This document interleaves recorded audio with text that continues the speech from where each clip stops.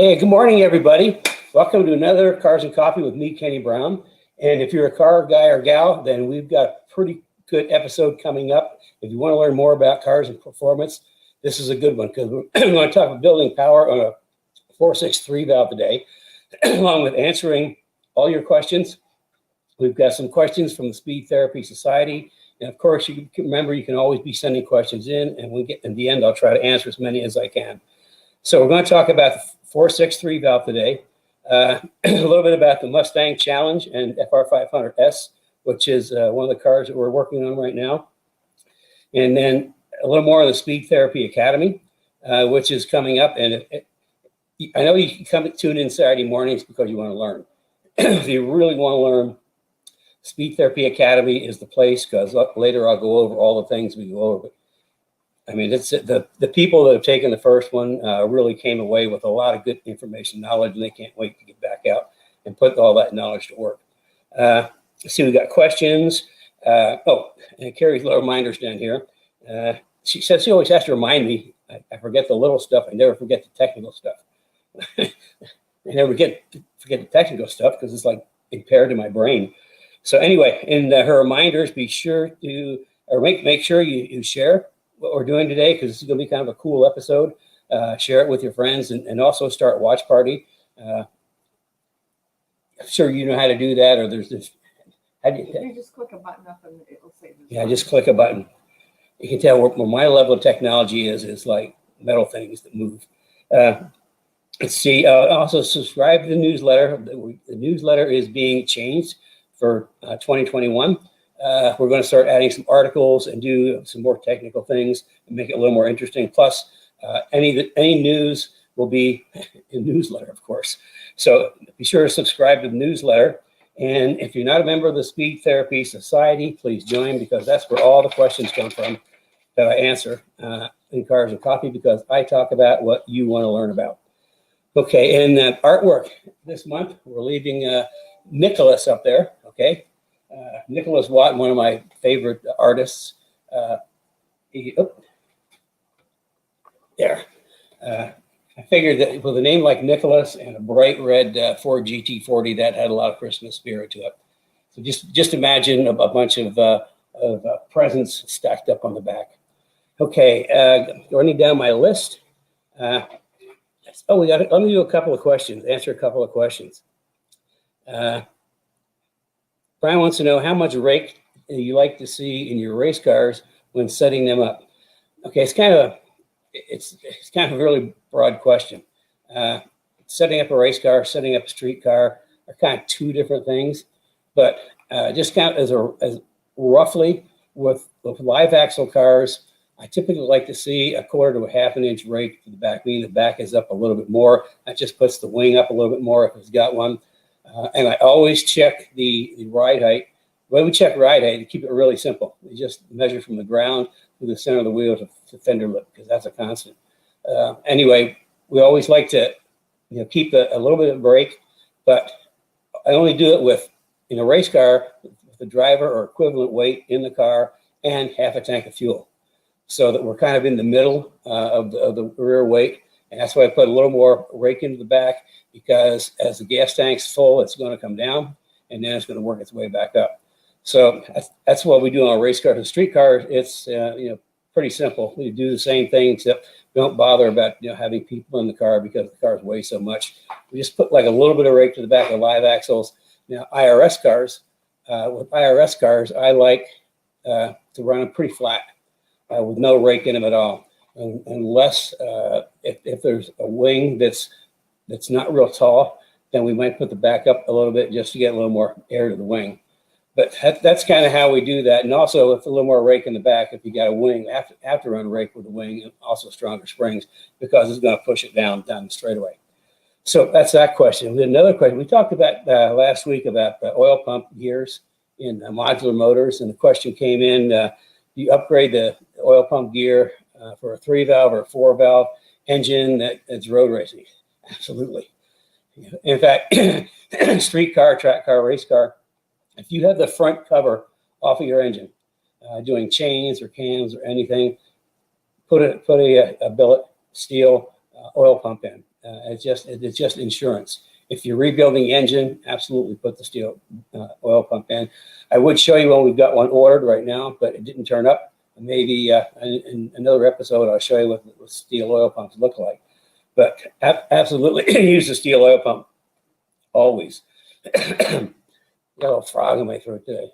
I guess it's because the weather's kind of crappy. It's kind of one of those dismal, gray, chilly, damp mornings. You know, kind of really enjoy.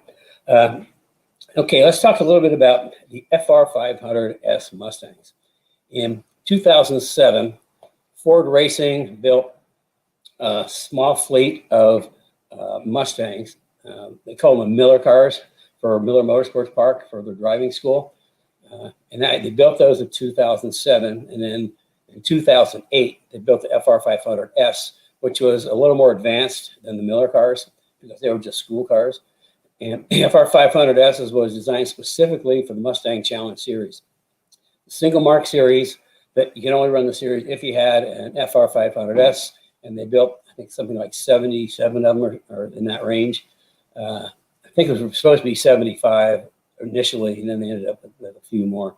But anyway, so they built the FR500S, and it was a race car. I mean, it wasn't like a full-blown super competitive race car, but it was a good, solid, let's call it an advanced track car. And if all the cars are the same, it doesn't matter because everybody's competing with the same thing. Anyway, that's what the FR500 was and the Mustang Challenge. I actually engineered 3 cars, 3 Mustangs for the Speedworks team in 2009, 2010 for the Mustang Challenge. And as luck would have, we were talking with a potential customer, this several months back about his track car, and he was telling me all the problems he was having, and he really wanted to, go through the car and make it better. And he sent some pictures in, and the first one I saw was a trailer, and the trailer door was open, and I said, "Hey, Kerry, that looks like a Speedworks car." And sure enough, I had a full picture. That was one of the Speedworks car, number 44 Speedworks car that I had engineered in the Mustang Challenge, which is really cool. So anyway, what we're doing is, it's a good car, but the way Cliff described it to me, and after we got it here and did a sit down on it, I'm surprised you could even drive it because it was not set up well at all. So anyway, we're doing a complete overhaul of the car. In 2000, the Mustang Challenge ended in 2010, so there was no place for the Mustang Challenge cars to race. So Ford cut a deal with the SCCA, and they homologated them into the World Challenge, a GTS class. However, they were kind of like not enough car to compete. So Ford put through a series of upgrades.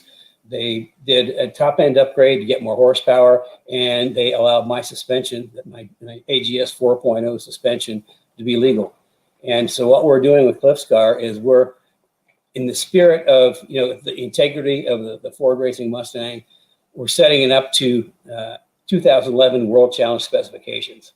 With one addition, he's getting a new rear suspension, which we'll be talking about at some point. So it's going to be when it rolls out of here. I mean, it's not good.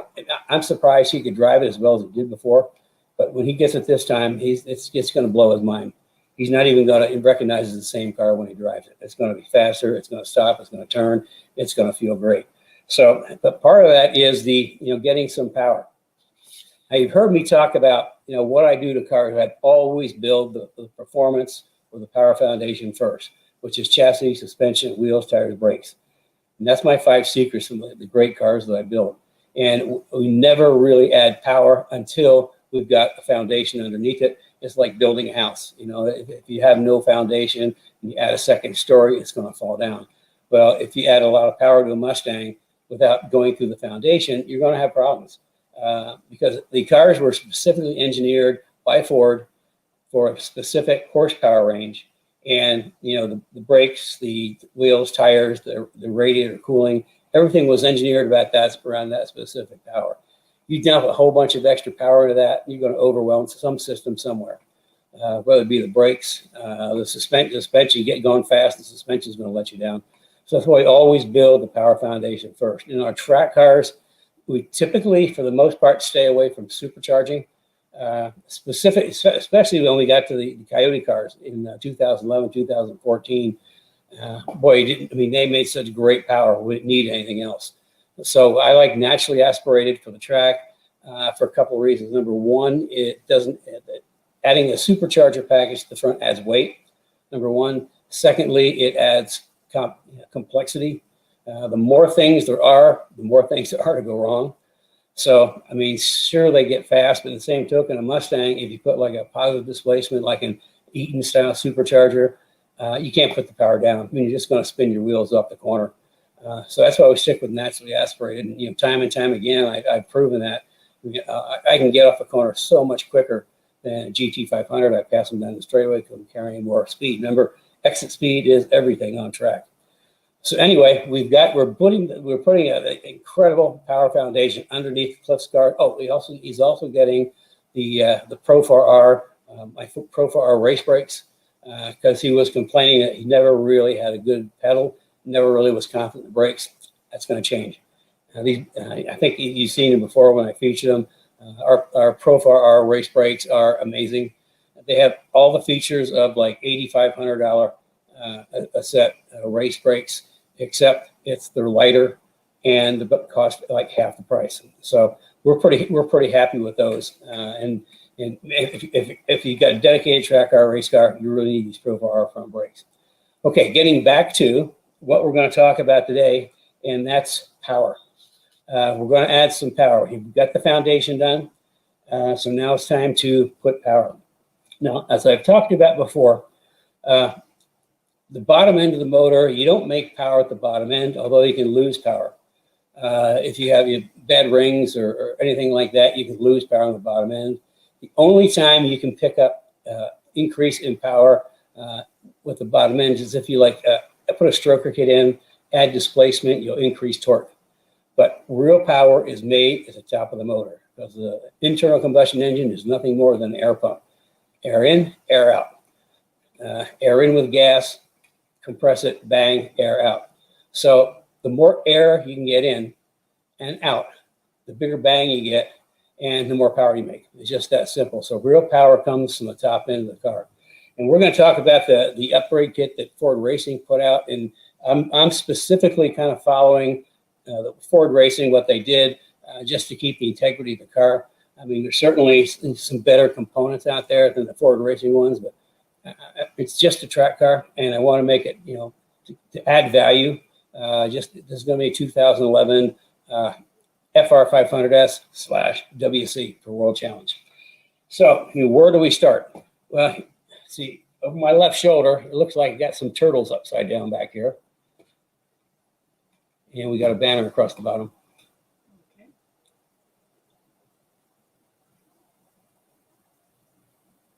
That's the best I can do. Okay, that's the best you can do. Even though it's better, you can see the turtles I got upside down. Those are some intake manifolds. We're going to talk about the intake manifold. Now, the key pieces to the power package that Ford approved and we're going to put on Cliff's car is intake manifold, throttle body, camshafts, and cylinder head. And that whole combination is, we haven't actually had one of the dyno. We think it's at least 70 horsepower, maybe a little bit more. So it's going to be a big boost to the car when it's done. And it's reliable. It's nothing that's going to be so on the edge it blows up. It's going to be rock solid reliable. So boy, where do we start? Well, let's start with intake manifolds. Now, last week we talked about the Daytona prototype engine and the FR500 intake manifold that we had in the long runner, short runner, that in the FR500 magnesium intake manifold that I have, we took out the butterflies so that we didn't use the long runners. Long runners are in there for torque. They make a long way around, they make torque, and for the top end, they'd open the butterfly and it would use the short stack to make power at the top end. Well, all we did for the GT500 head intake was we blocked off the long runners, took out the butterflies, and we just run the short stack, makes a lot of power at the top end. Now, the Daytona prototype engine that we had, we looked at, I didn't take it apart because it's too complicated, but we looked at the underneath and we could see that the runners were actually kind of mid-length. They weren't as short as the short runners in the 500 intake, and they weren't as long as the long runners in the 500 intakes. They're intermediate. I'm guessing the reason for that is an endurance car. I mean, they want the thing to run, day and night, so they didn't really tweak it to max, and also this combination of torque and power. So that's kind of, we talked about long runner, low end torque, short runner, high end power. So with that, let's take a look at our manifolds. Now this is the stock manifold right off the car. And we'll look at the bottom side, and you can see the charge motion centers right here. And what they do is, instead of running two different runners, they actually kind of close those off, and it makes more torque. And that's why they're in there. Of course, a top end is just something to get in the way.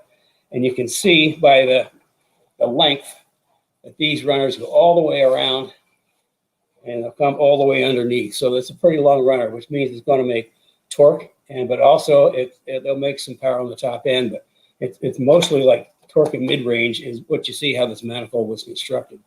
And with these little charge motion things that just get in the way. And that's what we took out of the 500 intake. Now this is nice. This is the Ford Racing high performance intake for 3 valves. And first of all, it's a lot lighter than the factory. But second of all, we start looking at the business end, and you can see there's no flappers, no charge motion, just a straight through. In fact, again, you can see where they kind of just, where the charge motion used to be, they just block that off. And you can see by the runners, they're kind of a mid-length runner. So they're going to make both power and torque. The runners are shorter than the factory, but not as short as like a straight stack. So it's going to make good power and torque, and it's a lot lighter. And this is a really nice piece. And you can see it doesn't look like the factory. It has a much bigger plenum up here on the top, which a lot of plenum gives you a lot of air in there, so they work better. So now getting air into the throttle body, or into the intake manifold, takes a throttle body. Now this is the factory throttle body. I think it's about 55 millimeters. And this is you can see that Ford Racing 62 millimeter throttle body. And like I say, there's bigger and better throttle bodies out there, but I want to stick with the Ford Racing one because they engineered it. I also talked about if you just put a throttle body on a car, you're not going to see that power increase. I mean, you might imagine it's more powerful, but the increase in power is just going to be minimal because that's only one piece of the puzzle. I mean, you can't add one piece of the puzzle and expect a huge result. It takes all the pieces of the puzzle to make good power. So if all you do is add a bigger throttle body, the chances are you can actually lose a little torque and throttle response because when it opens up, there's like too much air. It can come through the throttle body, then the intake manifold or heads can handle. So, but for this is the one that Ford engineered, 62 millimeters. There's bigger throttle bodies out there. That I want to stick with that because I think that's sized just about right for the power we want to make. So that's the throttle body. Now another piece of it is the Ford hot rod camshafts, and you can see a little bit. They're pretty lumpy. It's kind of round. I mean, this has a distinctive, kind of horsepower sounding. But they also, there's more lift and there's more duration. And again, we're getting back to an air pump. So if there's more lift in the cam and more duration, that means how long the valve is open, and you get more air in, and then more air out, and makes more bang. But here comes the sweetest part. Now, when I wanted to do this, coffee time, I talked about cars, now I'm having my coffee. Now, the real piece that makes this work are the cylinder heads. Now, at the time Ford offered an improved cylinder head as part of the package. Is no longer available. So what I did is I called up our buddies at Livernois in Dearborn, and they do an amazing job of CNCing cylinder heads. They've got for the 3-valve, they have a stage 1, stage 2, and stage 3. But seeing this is a track car, we want to pick up power, but we want it to be reliable. The stage 1 just wouldn't give us enough of what we're looking for. The stage 3 would be like too much for just a track car. So we set it on stage 2, which kind of makes sense, not too big, not too small, right in the middle, just right. It's kind of like a Goldilocks head. So let me wheel this thing up here for you. Now let's start at this end. So this is a protectant. Peel this down, and you can see, try to get a light on there, that just how sweet this is. I mean, they've CNC'd the combustion chamber. They've surfaced the head. They're brand new valves come with a package, and I think those are about as big an intake valve as you can get in these. So we're getting bigger valves, and we're sucking more air in, getting more air out. So I mean, this is if nothing else, this is almost pretty enough to use as a coffee table. Huh? Yeah, I said from Livernois. Okay. They do they do a great job. Now, check this out. Intake runners. It's hard to see, but you can just see how sweet the CNC job is. I mean, that is some really craftful work. That is really well done. And you can just see how nice the intake port is. They've taken a lot of material out, and they made it really want to suck a lot of air. Once it gets in, you got to push the air back out. So we'll spin this around to the exhaust side, and once again, just look at this. Look at those ports. I mean, have you ever seen anything nicer? That's why I talked to Dave at Livernois. I mean, I wanted a good head, and they do really nice work. I mean, it was pretty reasonable. We got all the CNC work done, new valves, new springs. I mean, this is if you've got a 3-valve and you want to make some extra grunt, send your heads off to Livernois. They do a great job, and the stage 2 is just perfect. Not too big, not too small. Unless you got a full-on race car, then you might want to go for stage 3. But for most applications, stage 2 is just right. Like I say, that they do such nice work. Move this over. So that's kind of the top end package. Get air in, get air out. Heads that flow a whole bunch more air, but to support the heads flowing more air, we've got an intake manifold that flows more air. We've got a camshaft that adds lift and duration, which flows more air. And we have a throttle body that flows more air. All that adds up to power. Now, on the exhaust side, we don't have to worry because the car already comes with long tube headers, so we're good there. So, I mean, at the end, then we're also going to change a different cold air kit that'll flow a little better than what the Ford one was. That's the only non-Ford part we're going to stick in, just simply because it's nicer to have something that flows better. So we're going to have I think a JLT probably intake or cold air kit, because they built something really nice and it'll flow a lot of air, because with all this modification, we need more air to come in, and I'd rather come through something that has designed for a little more airflow. So that's the only non-Ford part we're going to use. So that's what we got planned for Cliff's car, and we're pretty excited to get it going.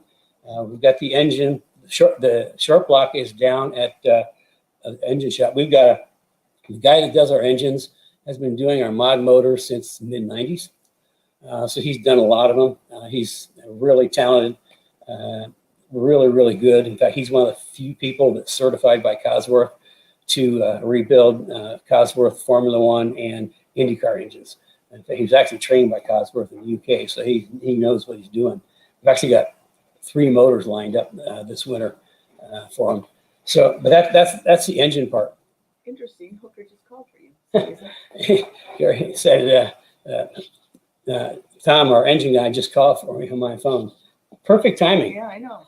We should have him on as a guest sometime. Yeah, we could do that. See if anybody would like that. See if anybody would like to have Tom on, our engine guy, sometime. Say yes. So, okay, I've kind of got through all the cool stuff. So maybe now we can talk a little bit more about the academy. And like I say, I mean, you come in Saturday mornings to learn, and you learn a lot. But in reality, there's not the time to go into depth on a lot of these subjects, which is why we did the academy. People wanted to learn more and more. So we did the academy so I can really, really go into depth on a specific subject. We'll spend an evening or 2 evenings or even 3 evenings on just something. And it's like, is it okay for me? Will I get anything out of it? Well, let's take a look. I mean, how much do you know about chassis building, types of chassis, function of chassis, structural chassis? What about suspension geometry? How much do you know about that? Now that was over 2 weeks, and we actually had to pack it in, so it might go to 3 weeks next time. Go through shocks and springs. Now, how much do you know about the inner workings of shocks, the different spring rates, how to apply the spring rates to a different application, and then selecting the right shocks for your application. Then we had brake tech. Now that was a big one too. I mean, we really get into brake tech. We go through all kinds of things: calipers, rotors, seasoning, upgrading, pad compounds, bedding, fluid. Like I say, what I talk on briefly on Saturday mornings, we go into great depths. Brake cooling and wheels and tires. We actually had Steve Shard from Forge Line Wheels come on as our expert in the masterclass, talking about wheels, which was really informative. And we go through the whole different kinds of wheels, what you need to be looking for on wheels, and talk about tires, different types of tires for different applications. Then there's like hardware and plumbing, cooling, plumbing, hardware. And we also had somebody come in to do a master class on hardware and plumbing, engine and drive line. Pretty much go through like what I just talked about this morning, except we'll talk about the whole engine package and everything in the drive line, how that all works, how you can make it work better for you. Aerodynamics, that was a real favorite. We actually ended up doing 2 weeks on aerodynamics, and I go through a whole bunch of CFD, which is computational fluid dynamics, and how that has really impacted the aerodynamic improvements on race cars over the last, I'll say 15, 20 years. And then we'll go through holding the safety. We had Ben from Impact come on as a master class and talk about safety. And every time we have one of these master class guys come on, I learn something. So I mean, it's like if I learn something, then obviously all my guys are learning something. Then we get into vehicle preparation and car setup. I just talked about ride height. Well, we go a little deeper into the ride height and how that affects things. Alignments. We get into track tuning. It's like 2 weeks on track tuning, and we go through a whole bunch of scenarios. If it oversteers here, what could cause it? If it understeers here, what could cause it? It's understeer at the turn in, understeer at the middle, or understeer at the end, and vice versa. We go through a whole bunch. That's a pretty complex thing. We actually go down what I used in the 70s to kind of when I was learning about all this. I got a chart that goes down to all the different things and possibilities for troubleshooting, and we go through that. And then we get into track tuning, and then putting it all together. We talk about driving technique. All through this, though, there's coaching. There's the driver coaching. Anybody can sign up for what we call the hot seat, not hot seat, driver seat, where they'll come to the driver's seat and they'll come with a specific car problem or questions, and we'll talk that through. Everybody can hear that. Also, the cool thing about the Academy is not like this. It's not like Facebook Live. It's Zoom, which means that, it's when I do the Academy, it's like I got the Brady Bunch. Everybody's on the screen. Everybody can talk. We can interact. It's pretty cool. You can ask questions. But that's what's a lot for our master class guys that come in. Everybody had lots of questions for them, so that makes it really easy. And then we do the driver coaching at the end. We have people send in their videos of on-track driving, and we kind of went through that and talked through. And some of the guys can't wait to get back out and apply what we talked about because they think they're going to be a much better driver. So, I mean, is it for you? It just depends on how much you want to learn. I mean, if you really want to learn this stuff, this is the place to do it. I mean, I keep telling people that probably the worst places to get information about your car is the internet, the paddock, or the know-it-all guy down the street, because none of those people really do this for a living, which means their level of knowledge is like this big, and they're going to tell you only what they know, but they don't know what they don't know.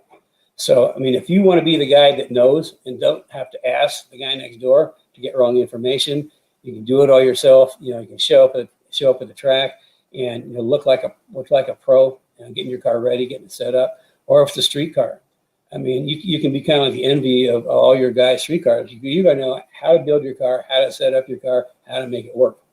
So, I mean, there's a lot of value there in the speed. Oh, you also get this nifty shirt and a notebook. I forgot to bring the notebook up. And the reason the notebook has dividers in it, because every one of the immersion sessions, there's a PowerPoint.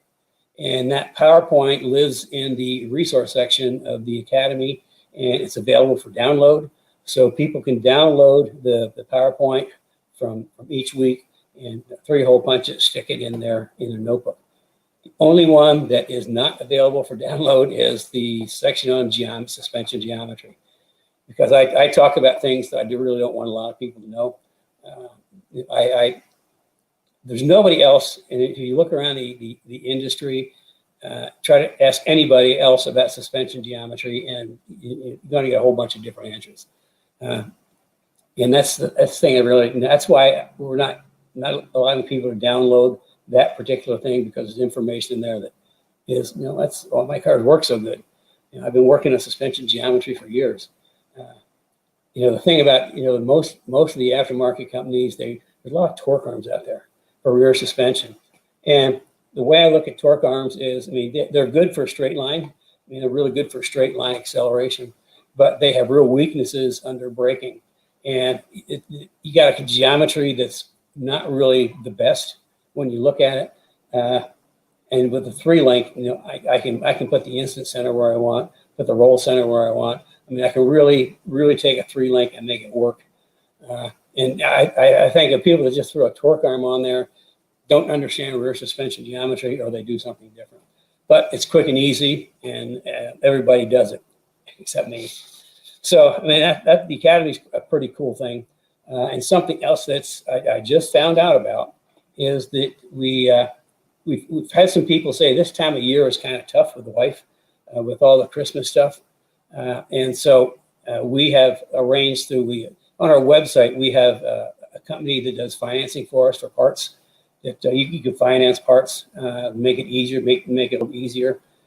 In fact, it's kind of cool, but the first 6 months, there's no interest. So anyway, we've got it set up so we can put the Academy on there. So if the time of year is kind of tough with Christmas holidays and everything going out, then certainly we can set you up with some finance and payment plans. As low as $150 a month. Yeah, as low as $150 a month. So as she said. Anyway, that's kind of about the Academy. Have we got any questions coming in today? Yeah, we have a few. Are you ready for questions? Sure. Okay, ask everybody to ask some questions. Okay, if you got questions, send them in now. Oh, don't forget, you didn't remind me. I'm going to remind myself. Thumbs up. We need a lot of thumbs up, and on Facebook, a lot of hearts. That helps spread the word. And of course, be more happy to share this with your friends, because I think there's a lot of people that can get some value out of this. And we've got questions coming up. Drum roll. Okay, so skip around a little bit here. Where'd my water go? I had to move it. You have too much up here. There we I'll go. move the other side. Okay.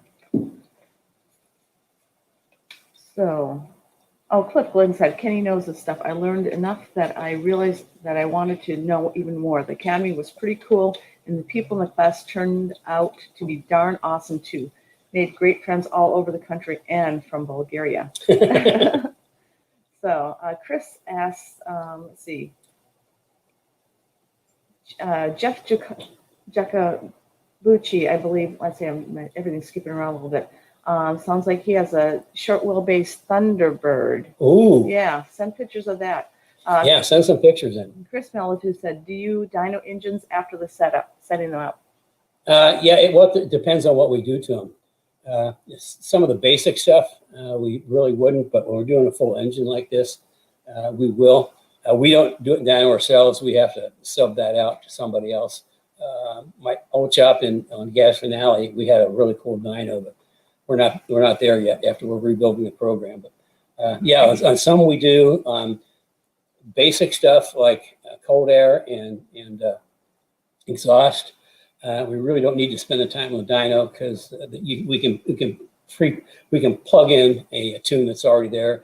I think we had Tony the Tuner was one of our masterclass guys in the Academy. We also did a little spot on Cars and Coffee. He's been tuning Mustangs like forever. He's got thousands and thousands of tunes in his library, so to speak. And I mean, he's so good that he actually teaches for the three major tuner companies. He actually goes out and teaches. So a lot of times, all you have to do is call Tony up, give him the specifications, and boom, he just emails off a tune ready to go, which saves a lot of money. I mean, and dynoing cars is not real cheap. So for little jobs we wouldn't. For big jobs we would. Okay. Okay, so anyway, I'm not sure if this is a question or what it is, but it's from Billy Ray Bentley Jr. Why is the GT, I think it's why it is, it says why the GT350 was so awesome on the road course. Why the GT350 was so awesome on the road course. Yeah, I don't know if that was earlier in the show. GT. It's GT350. If you're still there, Billy, just why don't you clarify what you're asking? Yeah, because like the current GT350s, 550 cars are, I mean, they're okay on track, but as we've talked about before, there's some things that can be improved. I mean, Ford can't build a true track car. They have to build a car that OE that their bosses and their bosses and their bosses have to sign off on the car. It's pretty darn good, pretty darn good street car, and it's a good track car. But if you want to be super serious, there's some shortcomings. But we talk about that and how you can actually make them better, because we've done like our GT4 Mustangs that we built. We've had a couple of those just blow past GT350s on track. Because we're carrying so much more coring speed, so much more exit speed. Remember, exit speed is the prime thing. So. Okay, and Colby Ward says, will you also use cam phaser lockouts / limiters on Cliff's car? I have to look and see. They are required on some camshafts and not on others. We haven't got to that point. We just got the cams in. I need to look and see. I don't think these get phasers because they're a Ford product. I know the comp cams, you have to use the lockouts or phasers on those. So I think it all depends on the camshaft, and that the cam manufacturer will say what it needs. Okay, and it looks like some people were looking for Livernois Motorsports, so we have a link in there. It's just livernoirmotorsports.com, and just let them know Kenny sent you. They're really, really accomplished people. I trust them, and you saw the kind of work that they do. They also do 4-valve heads, and I don't know. They might even do 2-valve heads. I'm not sure. We just work pretty much on 3-valves and 4-valves these days. So, but they got some really, really great 4-valve heads. If I was going to do a 4.6 4-valve, I'd get 03, 04 heads, send them to Livernois, have them sweeten them up. That would make a great car. Okay, and we're having lots of comments on, yes, bring on the engine guy, bring on Tom Hooker. So, okay, and then we also have, are you using different filter and air inlet on Cliff's car? Yeah, we're using different, I mean, the FR500S came with, it's not really a cold air kit. It's just a big, like, huge cone filter. It has more or less like a factory snorkel in. So we're going to JLT, which has a much nicer radius, better flow, and a bigger air filter. So yeah, we're gonna improve pretty much the same air filter size. The improvement's going to be in from the air filter to the throttle body, and that should flow a lot more air. And Ernie Abercrombie is on. Hi, Hello, Ernie. Ernie. We haven't seen you for a while. He does KV cell motor mounts. Yeah, well, for what motor mounts for our, He has a S197. yeah, in fact, we keep developing the motor mounts because we've got, a lot of people. There are more people on track than we ever thought of. So they've actually come out with like 2 sets of motor mounts. One is for street driving and one is for track and race. So, we've kind of, we keep trying to improve because our original motor mounts, we went, pretty much for NVH as an isolator.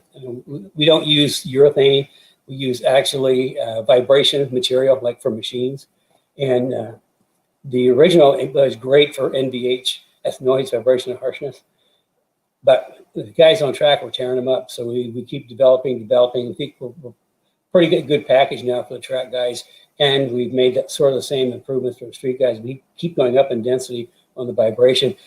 I don't like going solid mount for the simple reason I've had, on 4.6 engines, they're a long time ago. I'm sure the newer ones are better. And anytime we solid mount a motor, we crack the block. So the only way to solid mount a motor is to put engine plate across the front and the back. Otherwise, I like something in there to absorb some of the vibration. And so that's why we use like the vibration things they put under heavy machines. And Ernie says he's here every week, so I must just not see his name all the time. Hi, Ernie. Good to see you. We'll look for your name in the future ones. Let's see. We also have a couple more questions. Chris Melitu, you're going to be talking to him after this. Yeah, actually, Chris has a consult lined up this afternoon. Yeah. So what kind? Chris is asking 2 questions. First of all, he asked what time and dates, what time and days of the week is the Academy on? Okay, it's been on Tuesday evenings at 7 o'clock. Mm-hmm. And like the master class or group coaching is on Thursday evening. But every one of them is recorded and they're available in the resource center. So get that miss 1 or 2. So if you miss 1 or 2, you really don't miss 1 or 2 because you can go back and look at it any time. Also, you have access to that resource center for at least 6 months after the academy. So you can go back and look at each one of those as many times as you want. Okay, and then Chris says Kenny knows his geometry. He must have a good math teacher. Actually, in high school, I was like at best a C- in geometry because it didn't make it. I couldn't apply it to anything, so it was just like circles and triangles but when I started doing suspension geometry, all of a sudden, all that stuff started making sense, and. I've been a student of suspension geometry since the late 70s, I'd say. Yeah, you've been doing that for a long time. Okay, also, Steve Smith, do you recommend dry or oiled air filters? It kind of depends on the air filter itself. Like most of the cone filters, I think, oil treated is always, to me, a little better because, oil attracts dust. Dry filters, different air filters are made differently and have different requirements. Some are engineered specifically to be dry. Some are engineered to have just a light film of oil. I kind of like the oil ones because, it's like oil attracts dust. Just like if you have well, we talked about rod ends. You know, we never lubricate rod ends. If you lubricate a rod end, you go back and look at it, and it'll be coated with dust, and that dust will turn into sandpaper. So yeah, the oil ones I think would be, especially if you're in a climate that has a lot of dust. Okay, we have a number of other questions here. If you have more questions, you can ask. I think we have 10 minutes. Yeah, we're good on We're questions. good on questions. Can you, Paul? I'm not going to pronounce your last name because I'll just butcher it, Paul. But it's an interesting last name. Can you explain intake short versus long runners and why long works better for torque? Yeah, it's all kind of about velocity. I mean, it's interesting. The shorter the runner, the higher RPM the car is running. If you look at like some race cars, they've got tiny little runners because they got good velocity down there. If you know, the longer runners, it's all about, you know, you're building velocity through the whole thing, which builds torque. It's just the longer, the more torque; the shorter, the more speed. Okay, and Chris Militu wants to know what kind of coffee you drink. I think that could be a preview to what we're going to be doing. Yeah, I pretty much, you know, I like serious coffee. My decaf is espresso decaf, and regular coffee is either espresso or French roast. So I kind of like, you know, coffee that's got some coffee to it. Years ago, he went to a special coffee shop and they made a special blend for him. Yeah. It was what was it called? Ken's Blend on the shelf, and people loved it. So just think about that and cars and coffee and yeah. Well, we'll see. That's a subject that's open for discussion. Okay, and we have some more. I need to move all the way down here. So Jeff Jocobucci said that he was in reference to naturally aspirated GT350, but he does own the #1 T-Bird. So Yeah. that's cool. Okay, short wheelbase T-Birds. Let me diverse on that. A long time ago, I was working with Ford a lot, and I was really close with the guys in the X Garage. And the X Garage is where they do all the pre-production stuff. They work on the cars. You know, they do the prototypes. They do all the stuff in there. And a good friend of mine got the crazy idea. At that time, the group I was with was Mustang, Thunderbird, and Mark 8. All three of those cars were under the same group. And they took and they built like a really super short wheelbase Thunderbird as a test mule. And they couldn't get management to sign off on it. But I thought that was kind of a cool idea. So we actually went back and we built a series of short wheelbase T-Birds. I think one was featured in Car and Driver, was it? But I mean, yeah, we shortened up the I think we took 9 inches out, and it made the cars handle so much better. You know, as one of the engineers at Ford told me, when you shorten the wheelbase up on that, you improve the polar moment of inertia at the back. Okay, here's another So question. yeah, send us some pictures. I'd like to see that. This is from Eric. What would you say are the most important upgrades to a S550 suspension for autocross? Springs and shocks. Springs and shocks, wheels and tires. I mean, that's you've got to get some spring in the car, but not too much. You wouldn't put as much spring for an autocross car as you would for a track car, but you've got to control roll. I'm sure if you've gone around the course, you can feel that car roll front and back. If you can take some of that roll out, then you're not going to roll the tire so much. You're going to get a better footprint. Remember, we talked about the Mustang. McPherson does a positive roll front suspension. The more the car rolls, the more the outside tire goes positive, which puts the wear on the outside of the tire, and you're not putting a full contact back down. So controlling roll is something. It's like we've set up a couple of cars, not 550s yet, for 197s. We put some special spring packages together for some autocross cars, and they do really well.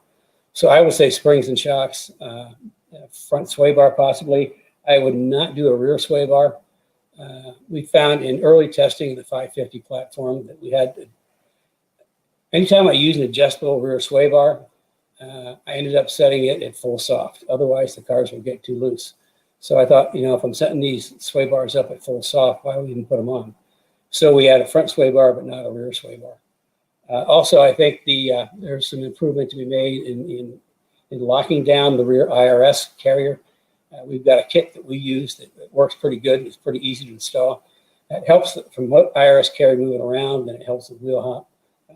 So those are just a couple of things. And we have another question from Anubis. Ford Racing Performance Parts 62 millimeter throttle body.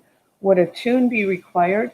It sounds like he has a naturally aspirated 4.6 liter engine with Cook's long tubes, full exhaust system. It's not a big horsepower gain, minimal at best, but I have heard it gives a better throttle response. What year car is this? It's a 4.6 liter. I think he has like a 10 and up, 10 to Okay. 14. Here's what I would recommend for throttle response.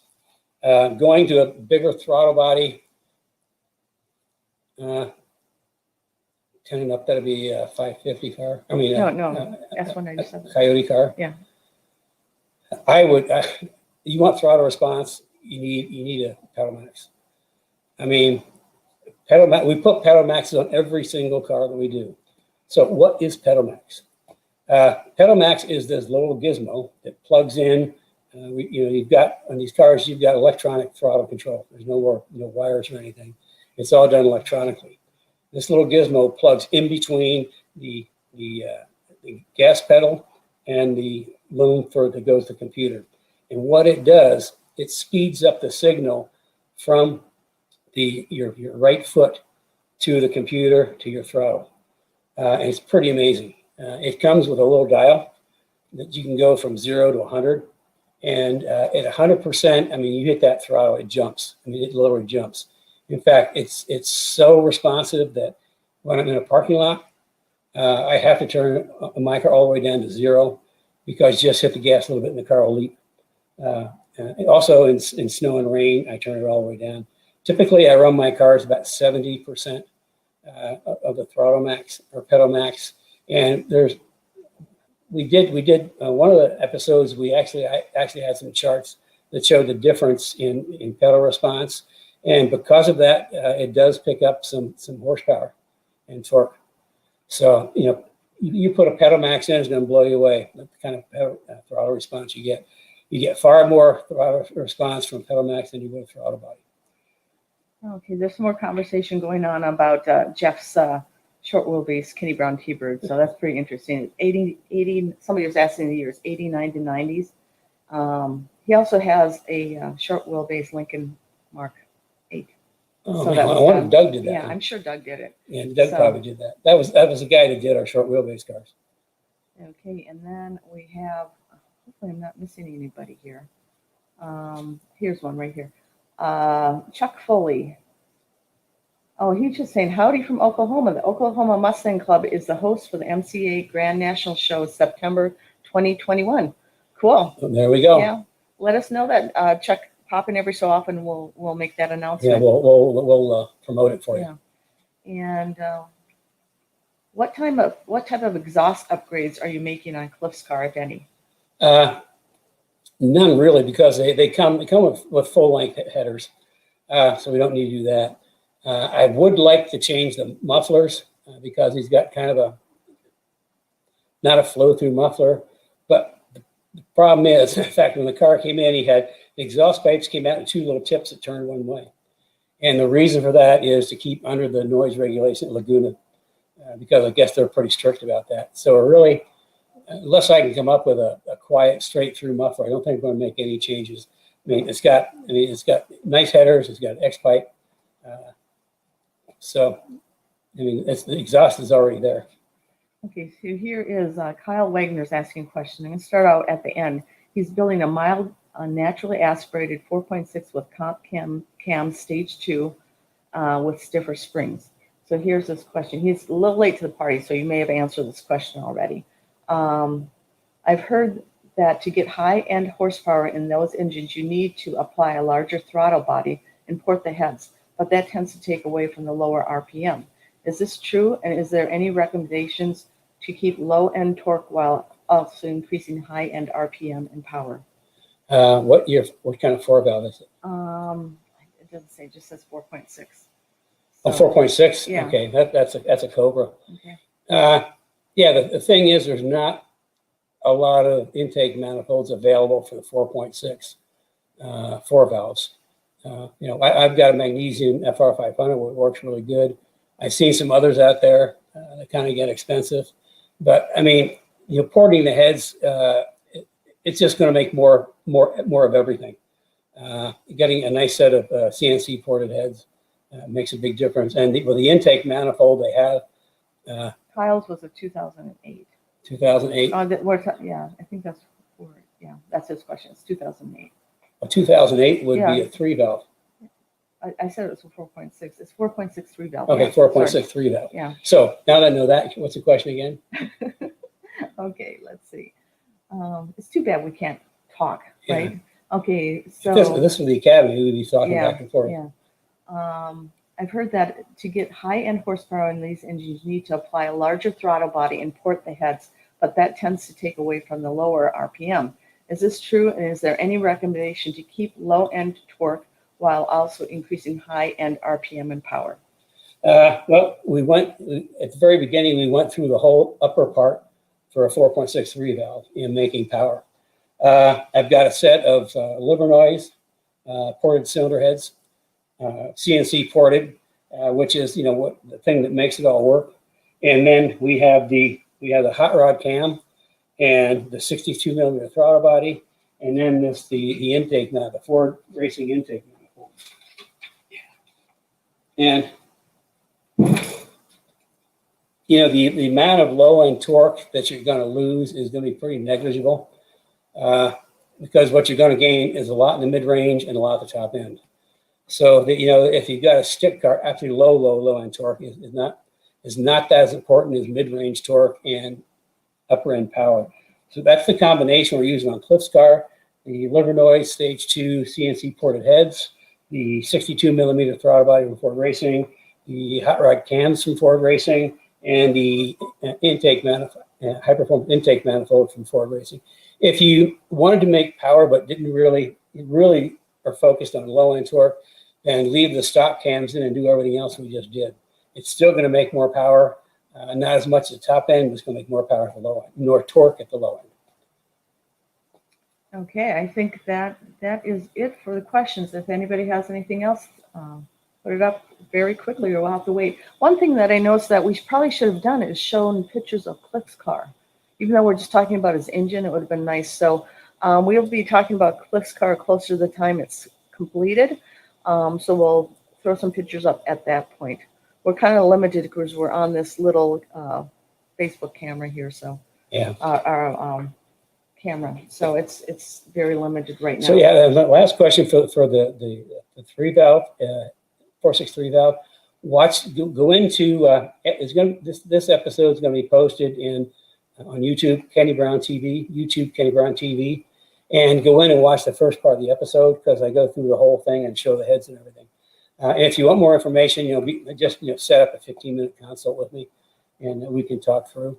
Or I can set you up with the guys I know at Livernois. Okay, and I think that is it. We need to talk about the next couple of weeks. Okay, next couple of weeks. Here's a couple of things. With the holidays coming up, we decided to do encore presentations of next weekend. Will be encore presentation of last week.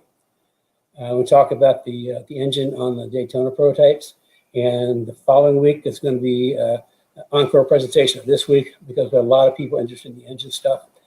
Also, we've had some chatter or some bantering about if people would like to see it's on like Christmas and New Year's, running like a marathon, cars and coffee. Yeah. If you think that'd be cool or interested, send me a note. Yeah, just give us a thumbs up or yes. Give us a thumbs up or yes, or send a note into the academy or even in Facebook. Because we had somebody say that, why don't you do a whole day of encore presentation, do a marathon. They do it for everything else. Why don't see why we couldn't do it? Okay, and then we also have a couple more things here. see, Colby, okay, so we got some conversation on the secret suspension piece. That's Colby Ward's asking about that, and Steve Foley responded back. It's very close. Yeah, it's close. We've got a little bit of delay. I was planning on, now the Speed Therapy Academy guys have already seen this. It's something that we applied for a patent for, so it's patent pending. It just changes the car completely. I was planning on showing it like sometime in this month it'll go from Speed Therapy Academy saw it first. And they actually got to purchase. Yeah, they actually got to purchase some of the first batch. The next preview is going to be Speed Therapy Society, and then it won't be introduced to the general public till quite a bit after that. So Speed Therapy Society, if you're new to us, is our Facebook group. It's a private Facebook group. So just Google or search Kenny Brown Speed Therapy Society on Facebook and then join. So you can get in on that. And the what I wanted to do is I wanted to get into the first production run before I introduced it to the society people, and it got a little bit delayed because what we found out is there's a frame that kind of sits up in the car, and because we're using existing hard points to mount this, we had 4 different cars, and the frame we had would not fit any 2 cars the same. So we've been working to try to get the best compromise to fit most cars. This much. Yeah, I mean, we're talking like 1/16 of an inch for the bolts won't go through. It just tells you, what the top factory tolerance is on these cars. So anyway, that kind of like slowed us up a little bit. We're pretty happy with what we have. We think on some cars we still might need to take a file a little bit. Because like I said, we had 4 cars and it didn't fit any 2 of them the same. But right now we've got one that fits 3 for sure. Mm-hmm. The 4th we haven't tried the 4th car, which is Steve's car actually. Yep, Steve Foley. Steve is the 4th car that we want to try to fit in it. But we actually, when his car was here before, you didn't know this, we test fitted the carrier on the frame on his car. Mm-hmm. So that's why I said we had 4 different cars and it didn't fit. But what we have now fits 3 cars, and when Steve brings his back, we'll see that. But like I say, we're talking 1/16, 1/8 of an inch off in the holes to keep the bolts from going through. So I mean, it's really hard to make things for everything, because like I say, we're using 4 existing hard points on the car to mount, which means all 4 of those have to be exactly the same for all the cars, and we're finding out they're not. So probably in January, let's hope for mid-January, I think. We can introduce the Speed Therapy Society people. Okay, and so we have 3 cars in the shop right now that are getting it. Let's see, Steve Foley, well, his car's not here, but it will be coming in. Chris Militu and Cliff Glidden. All getting the new, and the new suspension is going to be AGS 4.5. Okay, 4.0 is S197 suspension, 5 to 14. With the next generation, that's going to AGS 4.5, which is kind of like what we did for in the 3.0, which for the SN95 cars. When we did the IRS cars and did the whole geometry thing at the back of the IRS cars, that became AGS 3.5. So it only makes sense that this is going to be AGS 4.5. Okay, and just one more. Please say yes if you'd like a marathon ran over the Christmas holiday weekend and then again on the New Year's holiday weekend, or which one you'd like better. So if you'd quick respond to that, yes or no. We're not going to send any notifications that it's on though. So we'll advertise it, and then it'll be on your own to tune in and watch it. So I think that's it. Cool. It's happy holidays, I guess. Yeah, we're out of questions. Yeah. So with that, I would like to wish everybody happy holidays, Merry Christmas, Happy Hanukkah, Happy New Year's, happy not working. And I'm sure this is going to be a pretty small Christmas for everybody based on what's going on. I know we're staying home. We're going to have a Christmas all by ourselves. Yeah. We've made it this far. We're not going to. Yeah, we made it this far. We're being pretty cautious, and I'm making a special dinner for Christmas Day. Tell them what you're making. Beef Wellington, Brussels sprouts, Braised Brussels braised sprouts. Brussels sprouts, and partially new potatoes, And I'm making and a nice cheese. red wine. I'm making cheesecake. And for Carrie's dessert. making cheesecake. So it's for a dessert. non-Christmas meal, I guess. Yeah. So- Well, that's our Christmas meal. Yeah. So, But when we have two, it's like, who wants to buy a big turkey for just two people? Mhm. So anyway, that's going to be our Christmas. So I wish everybody a Merry Christmas and stay safe. That's all I can say. I mean, we're almost through this thing. We're getting really close. I heard the next vaccine has been approved, so things should be rocking in New Year. 21 has to be better than 20. I mean, 20 has been a pretty disappointing year. Anyway, that's it for today. Enjoy the holidays. ENCORE presentation next Saturday, the following Saturday, and then I'll be back in January. Want for information on the Speed Therapy Academy, get a hold of Carrie. She's the one that knows the most about it because it's her project. You can call in, send her an email. or go on to kennybrown.com website and there's information on there. Yeah. So there you go. Okay. I'll see you guys in the new year. And it's